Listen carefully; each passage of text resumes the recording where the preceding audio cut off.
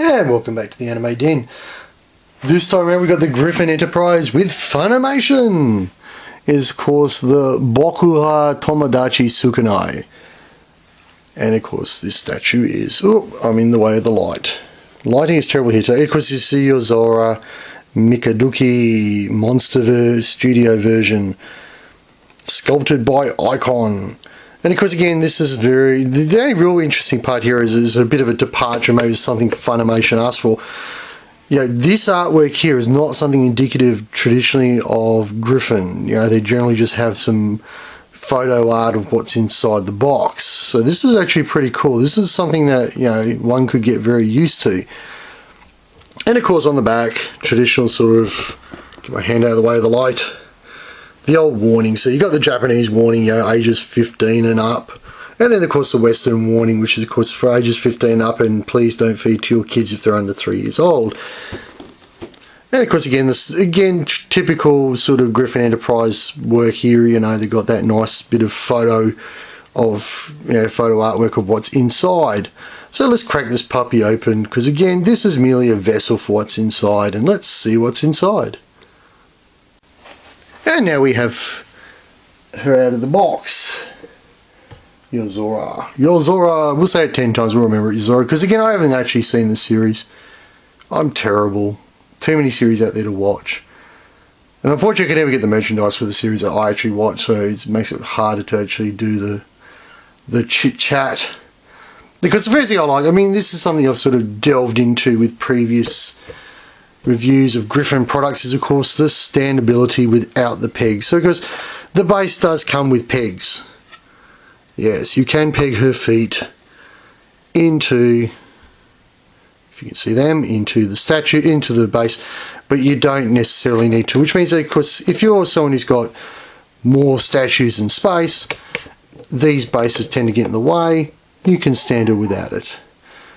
And of course this, you know, the figure itself is that sort of ABS plastic, you know, everything's very rigid, so there's no pliability in the pants. Something which I am a bit disappointed with, because some of their other statues, they tend to use a more rubbery product, you know, sort of a latexy rubber, which makes it that you can squeeze it a bit. I mean, they've used it on the hair, which gives the hair a bit of movability, and obviously that's to come with, you know, some of the attachments that have come with her, so you can move it around.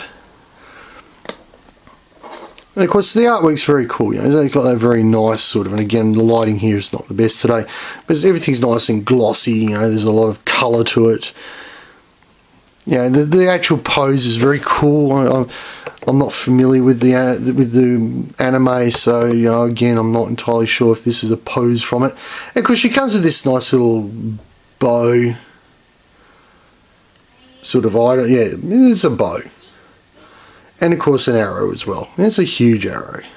But again, it's that sort of very pliable plastic, you know, so very a bit of flexation to it. So of course the next thing is how to actually put this all together. Because the box itself, and this is again that rather cool, if not annoying thing that Griffon does, is they don't actually give you any instructions. You know, you literally just have to guess. So we just pop that hand out. We'll bang that hand in there.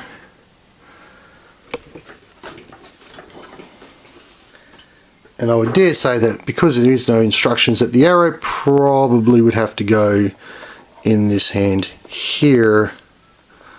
And it works.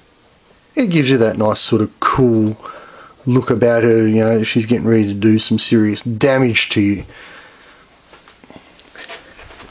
And again, she's probably around that 8 inches tall. She's around that nice sort of 8 inches tall and poses quite well. And that's, you know, that thing I've sort of gravitated to in the past, which is, of course, you know, not having to base them up to actually make them stand. And all the features are very well put together. You know, you can actually see, let's see if we can pick her up without interfering with my light.